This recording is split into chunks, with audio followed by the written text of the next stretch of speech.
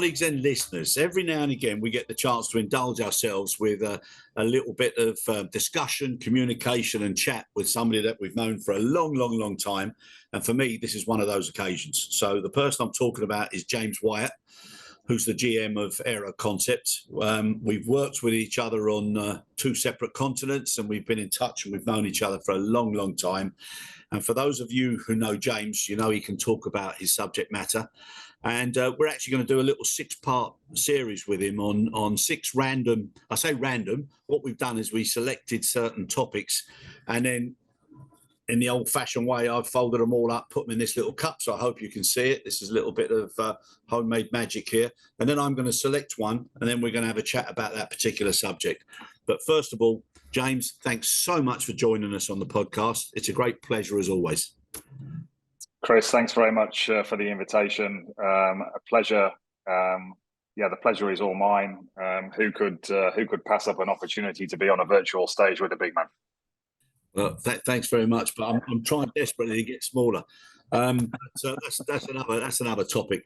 But the subject of the series is to care and to deliver. Just a little play on the two, and obviously it's with two fellas who know each other for a long time and genuinely care about what's going on in the industry that's given us such a lovely, wonderful life and allowed us to travel all over the world. So, James, the reason I wanted to do the series with you, and as you know, I was listening into that interview you did where you were asked to give a general overview of how the actual business works. And I've got to say, and I'll say it again, it was one of the best outlines and the best interviews I think I've ever heard from somebody in this industry. So that's the reason why I'm so pleased to have you on. Thank you very much, Chris. Appreciate the words. It was a very interesting session. It was a live interview together with Aeroclass, which I did in Vilnius earlier this year. The focus was on the challenges of cargo ground handlers, what their biggest pain points are, where the industry is at the moment. But through the discussion, we kind of expanded, the topic, and I think it was good. We had some live Q&A, a lot of good feedback afterwards. So it was a good session, but appreciate the feedback. Yeah, no, it was indeed, mate. And the 6 subjects that have been chosen, I'll just go through them and then we'll see which one gets selected today. But the 6 were human factors. It's all about the people, which is very appropriate. Why say share, but nobody really wants to dare, and that's all about data. Then we've got training. What is the most effective way to achieve competence that's necessary in today's ever-changing world? Then we've got, should managers be seen on the ground more? Feet on ground, most definitely. And then we've got cargo ground handlers. What is their biggest pain point? And we've got airports. Why not create a super hub community and mean it? So without further ado, here's the selection. So I'm going to collect and pick one out now. So just bear me 1 second. You can see it here. Okay. And as you can see, the budget's quite low on this show. It's just a few pieces of paper rolled up and put into a cup. But the subject matter is human factors. Okay. And it's all about people. So, James, now we've had many discussions in the past, and like I said, in several of the companies that we've worked for, and this subject matter always comes up, not sure at what point, but it always comes up at some point. And you've had a lot of experience on this as well. So for your opening comment, why do you think now human factors is something that people are talking about a lot more at this particular time?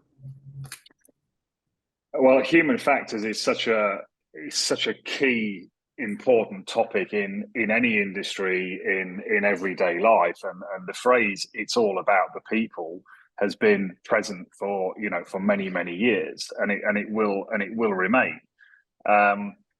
When we look at the business, when we look at the supply chain, when we look at how no matter the size of the organization does its business and does its part within the industry, it is always about the people behind it. Now, we know from an industry perspective, cargo-wise, when you go to the conferences, you go to different shows within the industry, you see the same people on the circuit, since a number of years. And it's a very close community with very committed people to the cause.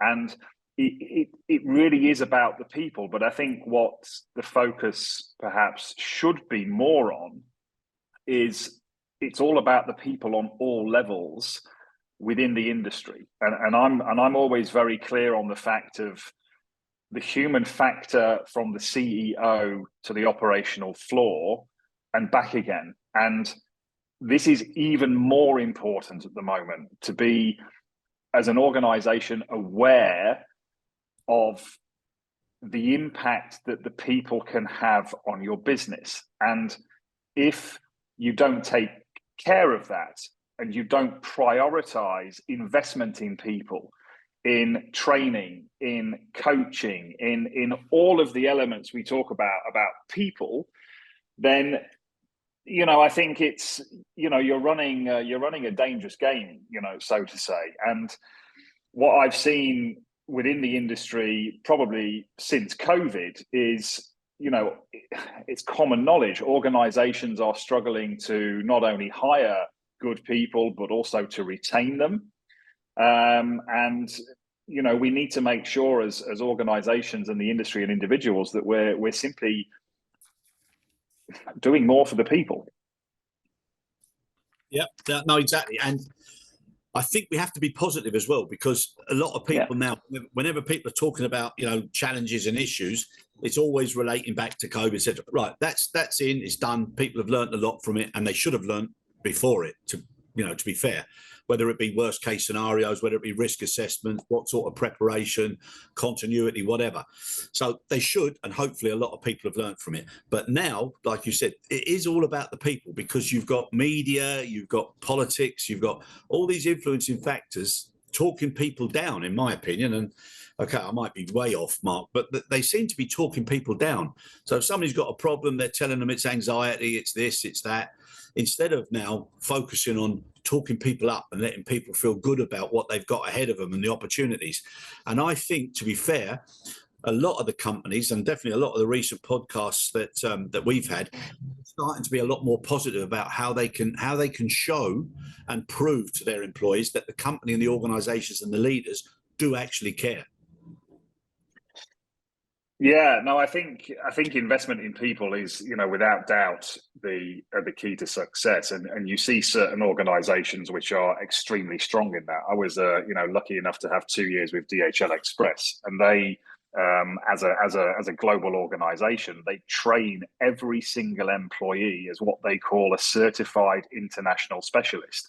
They give every employee a passport that gets a stamp every time that they do a training course, that they physically carry with them, you know, hard copy. They feel part of the organization. They feel part of the journey. They're given, you know, they join a huge global organization, the most international company in the world, as they describe themselves, because they are present in over 220 countries and territories. And, you know, they're given, you start with the company, and you're already given that feeling of inclusion. You're already given that feeling of, yeah, I know why I'm here. I know the job that I'm going to do. I'm trained. I'm given the right toolkit. I have regular feedback sessions, and the people, you have that feeling of care, and that's on all levels. Whether you're working in a warehouse, whether you're on the front line as a courier, whether you're in customer service, whether you're in accounting, wherever you are in the organization, whatever role and whatever function you're in, you are made to feel that you are part of that journey. Now, that's a huge amount of investment in terms of time and money from the organization to come up with that, and more importantly, to implement it on a consistent basis. But the outcome and what the organization gets is absolutely extraordinary in terms of commitment, low retention. Obviously, you know, we can talk about retention on a country level. We can talk about the aspects of unions and all of this stuff. But as a big global picture, the people stay at the company because they're taken care of and they're invested in. And, you know, investment in the people is for me the biggest thing that organizations can do to be, you know, one of the major buzzwords we're always hearing at the moment is we need to be sustainable. Well, sustainability is twofold for me. It's obviously environmental, but also from a business sustainability perspective, invest in your people. And it's not difficult to do it, but for some reason, you know, you do see examples where people or organizations, you know, don't take that as seriously, and there are impacts. And this, you know, this simply needs to to change. Indeed, indeed, and you touched on a good point there as well. It's about how you make people feel themselves, because, as you know, you don't actually want all of your staff to be the CEO, and you want a lot of the staff to be happy and content with what they're doing, and it's almost their own personal ecosystem sustainability as well. If they're happy doing a job and they know they're doing a job well, you don't need to put under more pressure for them to want to be promoted. But equally, at a time in the future, so maybe their kids have gone off to uni or whatever, and then they want to turn those lights on of more stress and being on the phone 24/7, etc. They should never feel that time can never be achieved again. And that's where I think diversity also comes in, from at what point do people want to really, really focus on a career. But we had a podcast just recently with Avia partner and Mr. Prince, and I nicknamed him Prince of Positivity, like a Marvel hero.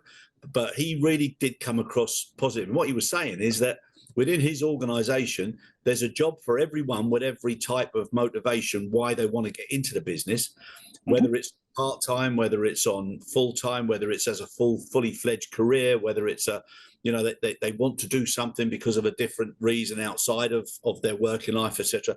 But he came across as a man who genuinely cares about his people. And that is what I think makes the biggest impact. And then once people feel that you care, if you can then express a story or a journey, and at that point you can on or off the platforms, and you can have a really fast track career, you can have a slow burning career, but you've got a career and you've got opportunities. I think that's what people want now. I absolutely concur. And, we as humans, we're all individual in the journey that we want to take within an organization. Some people want to go to the top.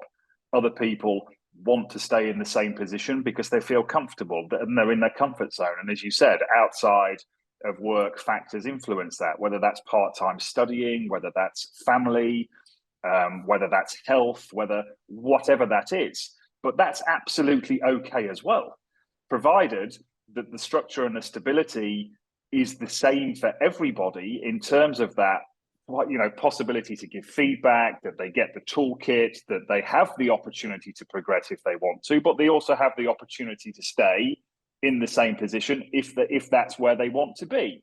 Now, that's also not how you can run a business, because business has to go in a certain direction at certain times. So there might have to be a change of position, a change of role or responsibility.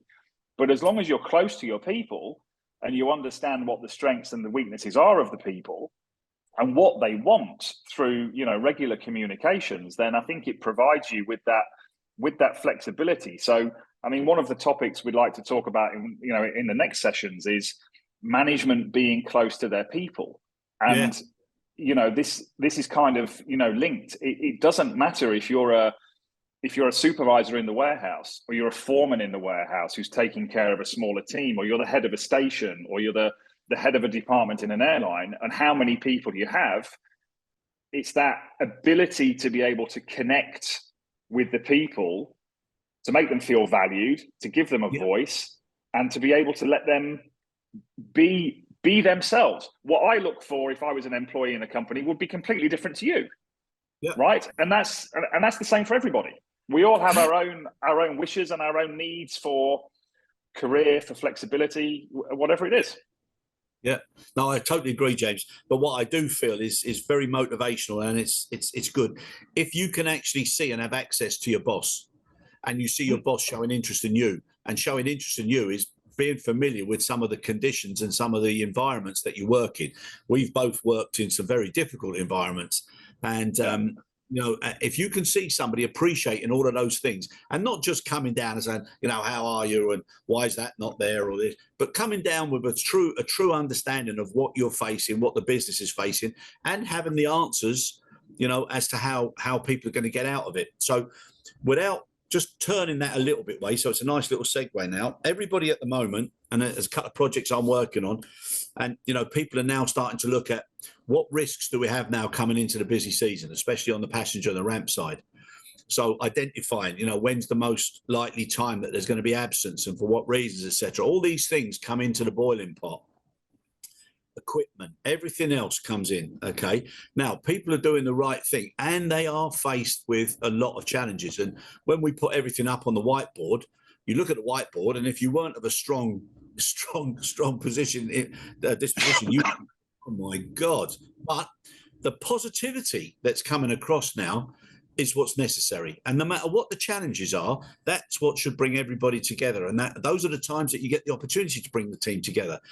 So when people are under stress, and we're talking about human factor and a bit of pressure, and especially time pressure, that's when they've got to be at their best, because they can't say at the end of the day, I was under pressure, which is why I hit this aircraft, or I hit this facility, or I did this, or I did that. So to make people feel comfortable under those stressful conditions is an art in itself, James. It definitely is, and I think this is even more apparent at the moment, because we're all well aware of what's happening with the global economy, with inflation, and the impacts that this is having, on businesses and employees. In terms of, for a lot of people, making ends meet. With rising energy bills and and all of this stuff, and organisations are having to really tighten their belts. When you look at it across the industry, whether that's an airport, whether that's a ground handling company, a fueling company, a cargo ground handler, the industry is under pressure. So they're having to tighten the belt. Well, what does that mean? Well, perhaps, I'm not allowed from a corporate strategy perspective to use temporary staff anymore. Or if a full-time employee leaves, I'm not allowed to replace them at the moment until the next financial year. Well, going into a peak season, when we talk about cargo, that's obviously having a lot of pressure on the people who are still there. So the bandwidth to have the flexibility and to get the best out of the people is heavily reduced, because they have to do more within the 8 hours that they're working. They feel a lot more under pressure. So if that management focus and that visibility, transparency is not there, and taking care of the people to explain why we're in this situation, why we have to do things a certain way, then the people just start to get frustrated. And if they receive an offer to go somewhere else, then they'll go. So it's about caring, it's about investment in the people, but that communication and transparency is so important. And what we would consider as the smaller things go a long way, right? So I'll give you a clear example. I have a client working very closely with at the moment who it's a cargo ground handler, and the management team meet every day at 9 o'clock. And it's in the meeting room, in the office. From an operational point of view, the people don't have that visibility. The managers then go down into their departments, they have their regular meetings and their regular sessions. And one thing we discussed with them is, let's try to build that perception and give the people access, even just from a visibility perspective, to the team. So what they started to do from the next day was they had once a week the 9 o'clock management meeting in the non-secure area of the warehouse. And they invited people from each different department to come in and just to listen to what the management team was discussing. So the daily scorecard, the daily P&L, where the NPS scores are with the customers, and all of this stuff. And then at the end, they were given 5 or 10 minutes just to be able to answer questions. The value for them individually was fantastic. What the impact it had on the rest of the department, you could also see, because they felt positive. They went back into the office, they sat down, and they told their colleague next to them, "Hey, I've just been to the management meeting. It's really interesting what they talk about." So that through that transparency and visibility, they were able to raise that level. Well, if you're able to do that in a crisis time, and you're able then to buy time in terms of keeping the right quality level, because the people are motivated, it's the best position you can be in. Yep, no, totally agree with you, James. And again, a very valid point there now. So, going back years when we were with a very well-established airline, you used to have all these different town meetings and different concepts, but they always came across as if it was a promotional exercise, and as if look what we're doing, and this is what you should be doing. But what you've just said now is reflecting the changing style of management. And if they can be a lot more open to let people, their employees, have a little snapshot or a window into the reality of what happens, it's much more effective, because people when all they are seeing is figures thrown at them and this is great and this is good and this is what we need to do. If they can actually see You know, what the management team are doing from a, you know, from a reality perspective. It's almost like a reality show, isn't it? So it could be like, you know, I'm a cargo employee, get me out of here. But it's all about seeing the reality of what's going on and seeing how people are responding to those realities and looking after the best interests of everybody, including the employees on the ground. Yeah, I fully agree, and I think, you know, the way that we're talking about it now and throwing around the ideas, it all sounds very easy. Why is not everybody doing it? And Yeah, of I think course. you know, I think we have to be aware and understand that there are lots of factors that, you know, influence that approach. Cultural, for example, you know, hierarchy within different cultures is very, very different. If you're to look at, you know, how employees communicate on a hierarchical level in China and India, for example, is extremely different to how it is in Western Europe or in the US. You know, so this ability to be able to adapt to the situation that you're in. I mean, unions as well have a big impact, because you don't, you know, you're thinking as a management team, okay, how much can we let the people know without them having the risk of, you know, igniting certain discussions on a union or on a legal level. So Yeah. many factors to consider. But back to basics: openness, transparency, leadership, and caring about your people is, from my perspective, a pretty basic and simple thing to do that any leader in any organization of any department should be able to execute. Of course, with the right training and experience, it doesn't just come, you know, naturally. But if you take care of the people, the investment in the people, this for me is one of the biggest factors of retention, you know, that you can do. And we've seen that with some of our clients. You know, we've installed investment programs in people. We've taken people on the journey together with us and the management team and the CEO, Yeah. and the people, they naturally respond, because as humans, we all want to be cared for, whether Yeah. that's in a private life, in a relationship, whether that's with our children, whether that's, you know, by the dog who always sits by my lap when I come home, you know, from the office. We all like to feel cared for. So if we're able to do it as humans on a private side, then in the work environment, it should be quite simple to do. It should. And I was going to ask you, is that dog stuffed or living? But I know the answer, so I won't answer that. I But don't have one, Chris, at the moment, but I did when I was growing up at home. You know, we always had dogs and cats, and the loyalty and the caring that, you know, is just in abundance, right? yeah, they say when a dog looks at you, he sees the person you wished you were, and I always remember that. But yeah, but you're 100% right there. And coming back to something that a lot of people do, and they see it as their safety net or reason, or even as a reason why they can't do certain things. And this they're happy to do, James, which I find strange. You know, people will say, "Look at my schedule," and they'll show you their screen, and it's full of meetings. But Yeah, if you don't actually take a bit of real time and not telling somebody straight away, I've only got 10 minutes or I've only got 5 minutes, and then some of yeah, that is wasted with just, you know, rubbish yeah, talk. You yeah. don't show that you've got time for your people. Why in God's name should they say that, you know, or show you that they've got time for you as a business? And that is what people have got to start getting used to. Just by being busy doesn't mean you're busy being better. And people have No, got to put some time back now for people. yeah, this is true, and this is actually a live discussion that we've had very, very recently with one of our clients and the management team, because everybody's very good at scheduling meetings to look busy, right? So the standard is you put 1 hour in, right? 60 minutes. Well, 60 minutes is a long time for a meeting. I'm expecting good outputs after 1 hour, right? If your meeting is structured correctly. Why not let's do a 25-minute meeting? So we reduce the time to get more efficient on the topic. We have a 5-minute buffer in the case there's another meeting following straight away. Yeah. But from a management perspective, when you have your scheduled one-to-ones with your direct reports, for example, you better stick to that time.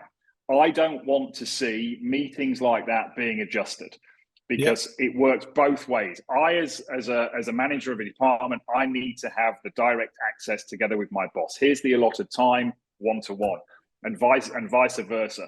Commitment on meetings that have been scheduled